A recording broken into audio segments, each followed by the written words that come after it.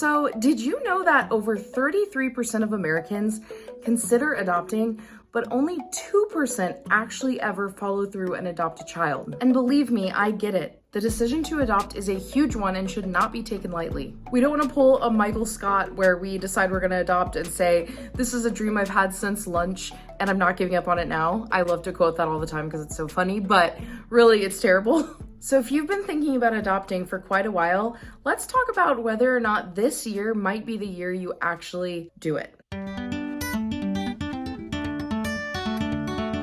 Hey there, welcome back to my channel. If you're a subscriber, I appreciate you so much for being here. If you're not a subscriber or if you're new here, my name is Katie, and my husband Nick and I adopted our 3 awesome kids from foster care, and so now I help other families do the same. I am a foster care adoption consultant, and I work with families from all over the country who are thinking about adopting from foster care and are just looking for some help getting started because it can be a little bit of a confusing process. And if you're watching this video, chances are you're wondering if you should adopt yet or not. So I actually have a little gift for you today. If you've never downloaded this from me before, I have a free quiz that is all about if you are truly ready to adopt. I will stick a link to that free quiz in the description box below so that you can download it and figure out if you really are ready to adopt or not. But let's also talk about some signs that you are ready to adopt. So sign number 1 that you are ready to adopt is that you have done your research. I call my channel and my business Adopt Informed for a reason. I think it is so important to be well researched, not just on the adoption process and how it works, but on trauma and how trauma can impact kids and how parenting as an adoptive parent might look different because our kids have experienced trauma. The good news is that if you're watching this video, that means you are already on the right track to becoming more informed about adoption. There are plenty of other great informational videos on YouTube about adoption. I highly recommend that you look up videos specifically about trauma, the effects of trauma on kids, the types of behaviors you may see. I actually have a video about behaviors I can link above, just to be prepared. So if you have done this research, you've dipped your toes into the water a bit, then that is a good sign that you're on your way to being ready to adopt. And I do have one recommendation. I always recommend that families read The Connected Child before you adopt. The reason is that this book talks a lot about parenting, kids with trauma, kids from hard places. It even gives scripts of things you can say.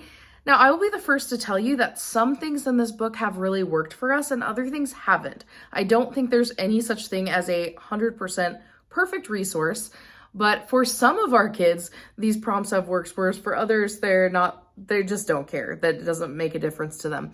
But I have found it really helpful. I do think it was a good preparation read for adopting. And so I'll just put a link down in the description box as well for that book if you want to check it out.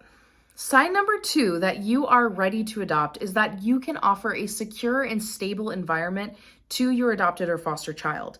Now, one that can be a little bit difficult for people is that I think it is best if you have no plans to move anytime soon after adopting your child.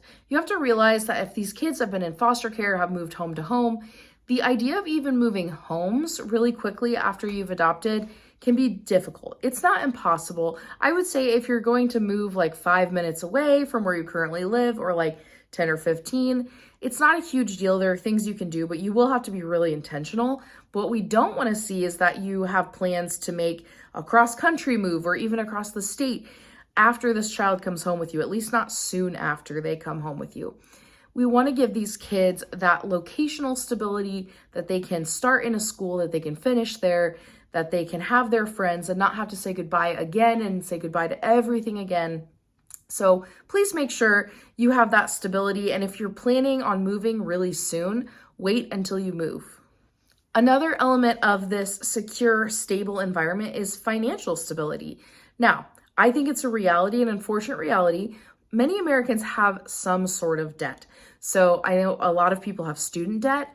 There are also sometimes things like medical debt. There are things like consumer debt. So if you have a lot of debt, that's where it can be a problem. If you have some student loans, you pay them off regularly, you have no problem doing your payment every month, you have enough money to provide for yourself, to provide shelter, food, clothing, and you would also be able to do that for a child, you're fine. I always tell people, don't worry if you have some loans or, you have a car loan, or you have maybe a credit card debt, a little bit of it. That's okay. What we don't want to do is, if you're drowning financially and you're really struggling, to throw a kid into the mix of that, because the stress from financial stress is actually like one of the number one, I think they say it's the number one cause of divorce. So make sure that you have that figured out, because if it's going to destroy a marriage, it's not going to help you as a parent either. So just make sure you have those two things under control so you can offer a stable, secure environment to your child. Sign number 3 that you are ready to adopt is that you have worked through your own stuff. We all have stuff, right? We all have things that we struggle with. Maybe we had a difficult life circumstance. Maybe we had a difficult childhood ourselves.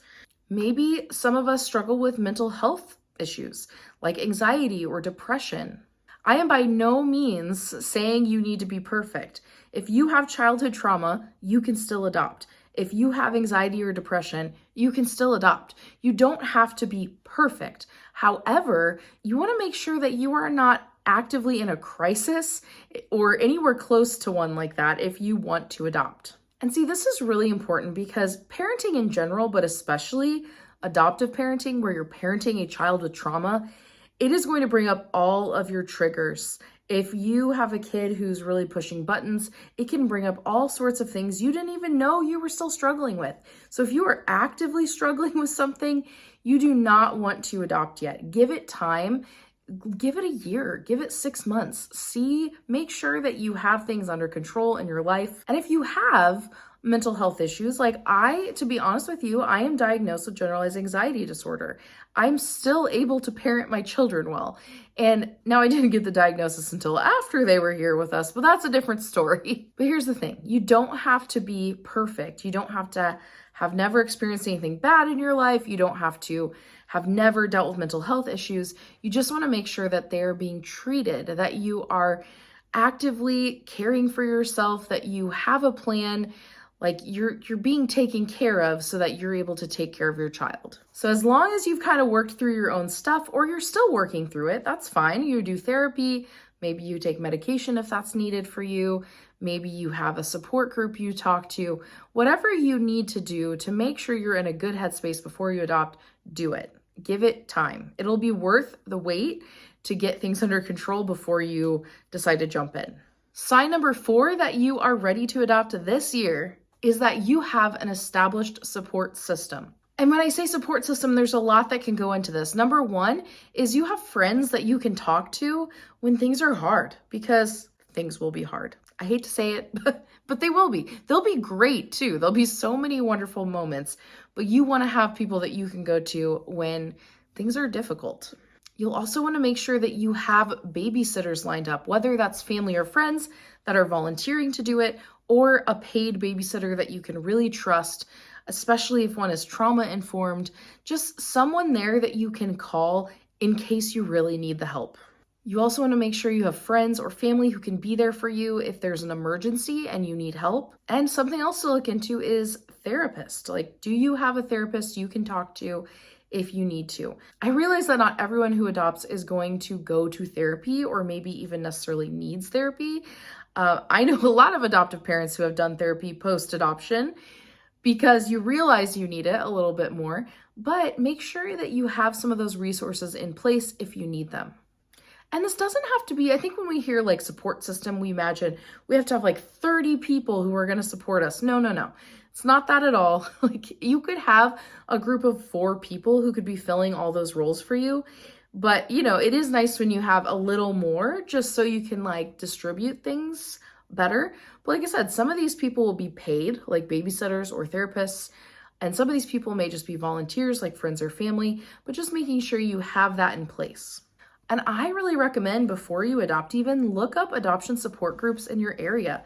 There are often churches that will host adoption support groups. There are often churches around the country that will just host general foster care or adoption support groups that anyone can attend. Sometimes they even offer childcare to watch your kids so that you can go talk to people.